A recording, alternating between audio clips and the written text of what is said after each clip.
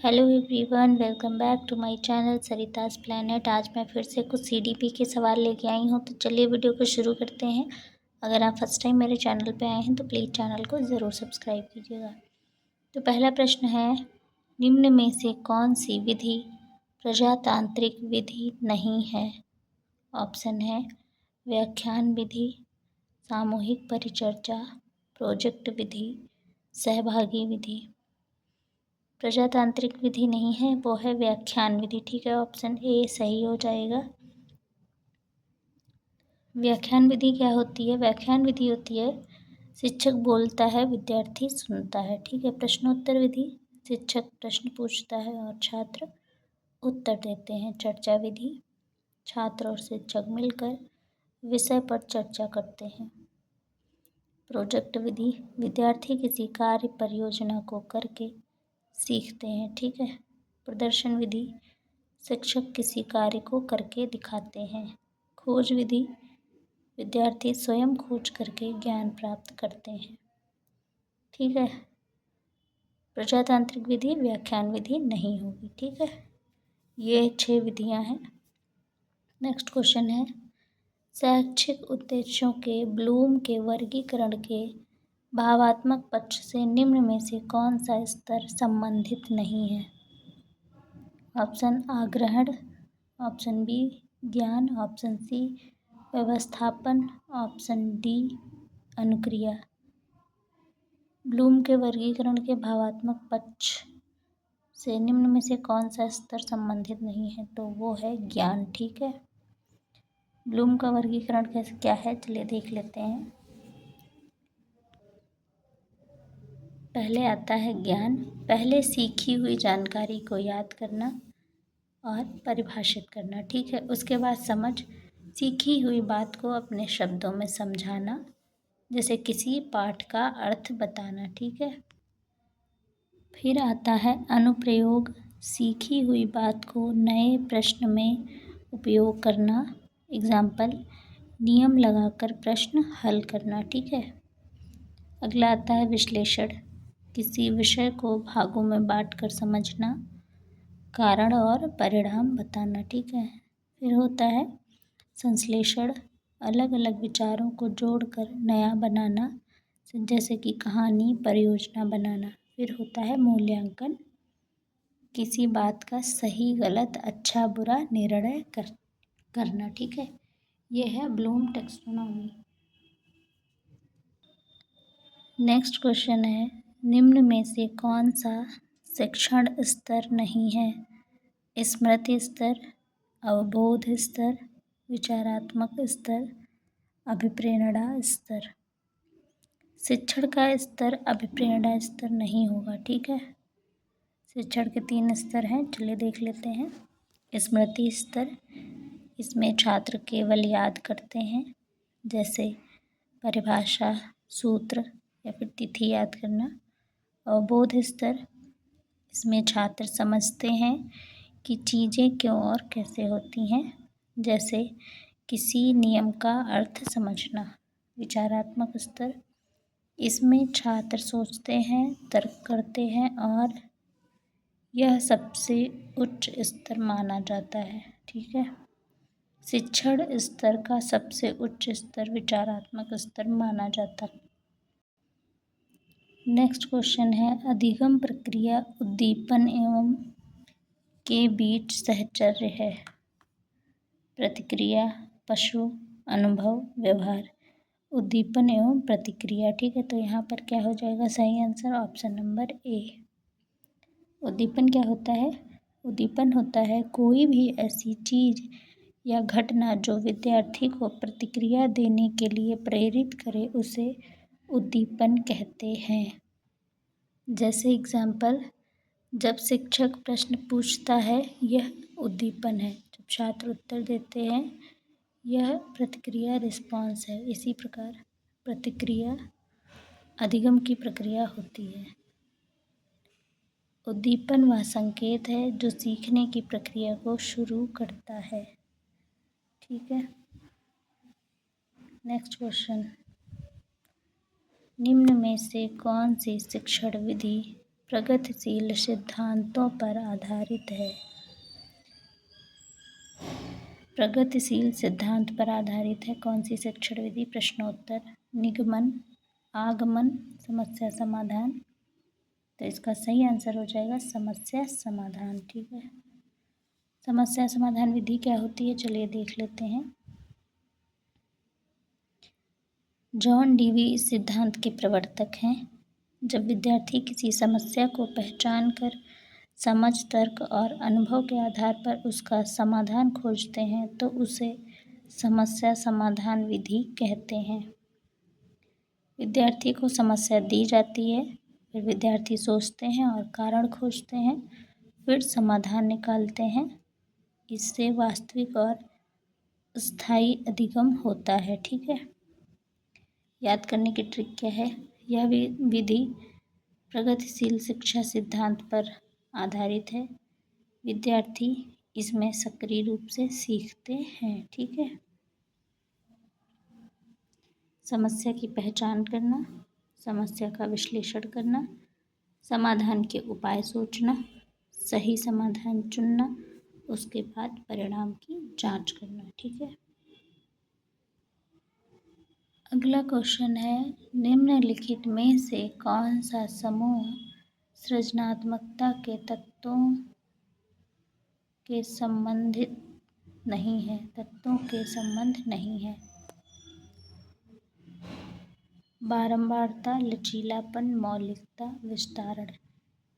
अगला है प्रवाह, व्यवहार्यता, मौलिकता, विस्तारण। नेक्स्ट है प्रवाह, लचीलापन, मौलिकता, सहकार्यता। नेक्स्ट है प्रवाह, लचीलापन, मौलिकता, विस्तारण। सृजनात्मकता के तत्वों से संबंधित नहीं है तो क्या है? प्रवाह, लचीलापन, मौलिकता, विस्तारण, यानी कि ऑप्शन नंबर 4। समूह सृजनात्मकता के क्या तत्व होते हैं देख लेते हैं। सहयोग, विचारों का आदान प्रदान, स्वतंत्र सोच, समस्या समाधान, नवीनता। ठीक है, नेक्स्ट क्वेश्चन है, एक निम्नलिखित में से कौन सा नियम थॉर्नडाइक के सीखने के गौड़ नियमों में शामिल नहीं है? आंशिक क्रिया का नियम, क्रिया प्रक्रिया का नियम, सादृश्यता का नियम, बहुप्रतिक्रिया का नियम। तो इसका सही आंसर हो जाएगा आंशिक क्रिया का नियम। ठीक है, थॉर्नडाइक के अधिगम के नियम क्या क्या हैं? ट्रायल एंड एरर सिद्धांत के प्रवर्तक हैं थॉर्नडाइक। पहला नियम है तत्परता का नियम, दूसरा है अभ्यास का नियम, तीसरा है प्रभाव का नियम। ठीक है, और गौड़ नियम क्या क्या है? बहुप्रतिक्रिया का नियम, मनोवृत्ति का नियम, आंशिक क्रिया का नियम, सादृश्य का नियम। ये नियम सीखने की प्रक्रिया को और बेहतर बनाते हैं। ठीक है, ये थॉर्नडाइक के अधिगम के नियम हैं। अगला क्वेश्चन है, थॉर्नडाइक के उद्दीपक अनुक्रिया सिद्धांत में सीखने की प्रक्रिया में क्या महत्वपूर्ण नहीं है? अभिप्रेरक, उद्दीपक, क्रिया प्रसूत व्यवहार, अंतनोद। उद्दीपक अनुक्रिया सिद्धांत में क्या महत्वपूर्ण नहीं है? तो इसमें है ऑप्शन नंबर सी, क्रिया प्रसूत व्यवहार। उद्दीपक अनुक्रिया का सिद्धांत क्या होता है चलिए देखते हैं। उद्दीपक अनुक्रिया सिद्धांत, उद्दीपक अनुक्रिया सिद्धांत के अनुसार जब किसी व्यक्ति या जीव को कोई उद्दीपक मिलता है तो वह उसके उत्तर में अनुक्रिया करता है। ठीक है, बार बार प्रयास और अनुभव से सही अनुक्रिया मजबूत हो जाती है और वही सीखना कहलाता है। जैसे एक भूखी बिल्ली को पिंजरे में रखा गया। बिल्ली ने कई गलत प्रयास किए। अंत में उसने लीवर दबाया और पिंजरे से निकल गई। बार बार गलत करने से बिल्ली को सही तरीका याद हो गया। इसी को उद्दीपक अनुक्रिया के माध्यम से सीखना कहते हैं। ठीक है। नेक्स्ट क्वेश्चन है, एक स्कूटर चलाने वाले व्यक्ति द्वारा कार चलाना सीखते समय उसके पूर्व अनुभवों का सहायक होना किस प्रकार के अधिगम स्थानांतरण का उदाहरण है? ऑप्शन ए है ऊर्ध्व स्थानांतरण, ऑप्शन बी द्विपार्श्विक स्थानांतरण, ऑप्शन सी क्षैतिज स्थानांतरण, ऑप्शन डी सकारात्मक स्थानांतरण। तो इसका सही आंसर हो जाएगा ऑप्शन नंबर डी, सकारात्मक स्थानांतरण। सकारात्मक स्थानांतरण का मतलब क्या होता है? पहले सीखी हुई चीज़ का नई चीज़ सीखने में असर पड़ना। ठीक है। जब पहले का ज्ञान नई चीज़ सीखने में मदद करता है तो उसे सकारात्मक स्थानांतरण कहते हैं। अगला प्रश्न है, संप्रेषण संबंधी अक्षमता है डिसलेक्सिया, डिसकैल्कुलिया, डिस्फ्रेजिया, डिसग्राफिया। संप्रेषण संबंधी अक्षमता, ऑप्शन नंबर सी डिस्फेजिया। अधिगम अक्षमता क्या होती है, चलिए देखते हैं। जब किसी बच्चे को पढ़ने, लिखने, समझने या गणित सीखने में सामान्य से अधिक कठिनाई होती है तो इसे अधिगम अक्षमता कहते हैं। Dyslexia, dysgraphia, dyscalculia, dyspraxia. ठीक है। डिसलेक्सिया में पढ़ने में दिक्कत होती है। डिसग्राफिया में लिखने में सही शब्द नहीं बना पाता है छात्र। ठीक है। डिसकैल्कुलिया में गणित से संबंधी विकार होते हैं। डिस्प्रैक्सिया में शारीरिक समन्वय, जैसे उसे चलने में कठिनाई होती है, बॉडी का बैलेंस नहीं बना पाते। ठीक है। नेक्स्ट क्वेश्चन है, मानसिक रूप से मंद बालकों की शिक्षा हेतु कौन सा उपागम उपयुक्त होता है? संवर्धन, उच्च स्तरीय पाठचर्या, वैयक्तिक अनुदेशन, त्वरण उपागम। मानसिक रूप से मंद बालकों की शिक्षा हेतु जो उपागम उपयुक्त होता है वो होता है वैयक्तिक अनुदेशन। वैयक्तिक अनुदेशन क्या होता है? जब शिक्षक प्रत्येक विद्यार्थी को क्षमता, रुचि और गति के अनुसार अलग अलग तरीके से पढ़ाता है तो यह वैयक्तिक अनुदेशन होता है। इससे हर विद्यार्थी को व्यक्तिगत ध्यान मिलता है। पढ़ाई विद्यार्थी की गति के अनुसार होती है। ठीक है। नेक्स्ट क्वेश्चन है, निम्न में से कौन सा कथन सत्य नहीं है? विकास एक मात्रात्मक प्रक्रिया है, शिक्षा एक लक्ष्य उन्मुख प्रक्रिया है, अधिगम व्यवहार परिवर्तन प्रक्रिया है, वृद्धि एक जैविक प्रक्रिया है। तो इसका पहला ऑप्शन ए बिल्कुल सही हो जाएगा।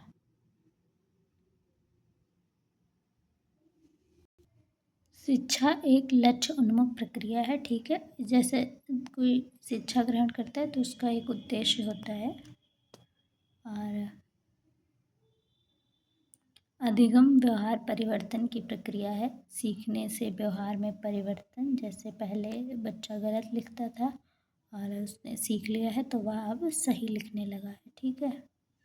वृद्धि एक जैविक प्रक्रिया है, वृद्धि शरीर के आकार, वजन बढ़ने से जुड़ी होती है। नेक्स्ट क्वेश्चन है, ब्रूनर की प्रतिबिंबात्मक अवस्था पियाजे के संज्ञानात्मक विकास को किस अवस्था से मिलती जुलती है? पहला ऑप्शन है मूर्त संक्रियात्मक अवस्था, दूसरा ऑप्शन है संवेदीगामक अवस्था, तीसरा ऑप्शन है औपचारिक संक्रियात्मक अवस्था और चौथा ऑप्शन है पूर्व संक्रियात्मक अवस्था। तो इसका सही आंसर हो जाएगा ऑप्शन नंबर ए, मूर्त संक्रियात्मक अवस्था। मूर्त संक्रियात्मक अवस्था क्या होती है?